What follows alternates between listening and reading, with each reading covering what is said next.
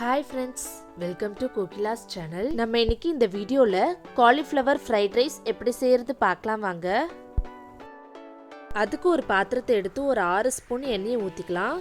எண்ணெய் நல்லா சூடான பிறகு ஒரு வெங்காயத்தை நீல வாக்குல கட் பண்ணி வச்சிருக்க அதை போட்டுக்கலாம். எல்லாத்தையும் போட்ட பிறகு கொஞ்சமா கருவேப்பிலை போட்டுக்கலாம்.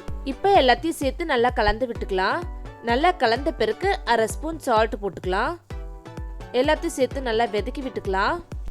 வெங்காயம் நல்லா வதங்கின பிறகு காலிஃப்ளவரை எடுத்து நல்லா வாஷ் பண்ணிட்டு சின்ன சின்னதா கட் பண்ணி வச்சிருக்க அதை போட்டுக்கலாம். எல்லாத்தையும் சேர்த்து நல்லா பெரட்டி விட்டுக்கலாம். சிம்ல ஒரு 2 நிமிஷத்துக்கு நல்லா வதங்கட்டோன்னு மூடி போட்டு க்ளோஸ் பண்ணி வச்சுக்கலாம். 2 நிமிஷம் கழிச்சு ஓபன் பண்ணிட்டு இப்போ 1/2 ஸ்பூன் இஞ்சி பூண்டு பேஸ்ட்டை போட்டுக்கலாம். போட்ட பிறகு நல்லா கலந்து விட்டுக்கலாம். இன்னொரு வாட்டி சிம்ல ஒரு 2 நிமிஷத்துக்கு நல்லா வதங்கட்டோன்னு மூடி போட்டு க்ளோஸ் பண்ணி வச்சுக்கலாம். 2 நிமிஷம் கழிச்சு ஓபன் பண்ணிட்டு நல்லா கலந்து விட்டுக்கலாம். இங்க பாருங்க காய் நல்லா வதங்கிடுச்சு.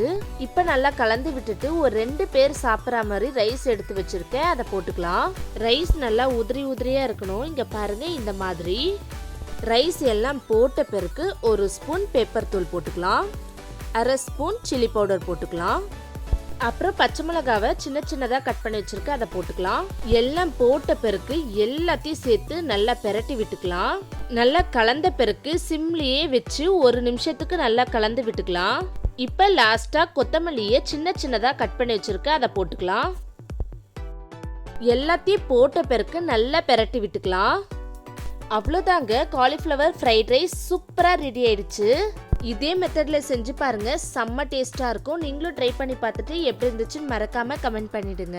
ஓகே ஃப்ரெண்ட்ஸ், இந்த வீடியோ உங்களுக்கு பிடிச்சிருந்தனா லைக் பண்ணுங்க, ஷேர் பண்ணுங்க, கமெண்ட் பண்ணுங்க, மறக்காம சப்ஸ்கிரைப் பண்ணிடுங்க. Thank you friends, Tata.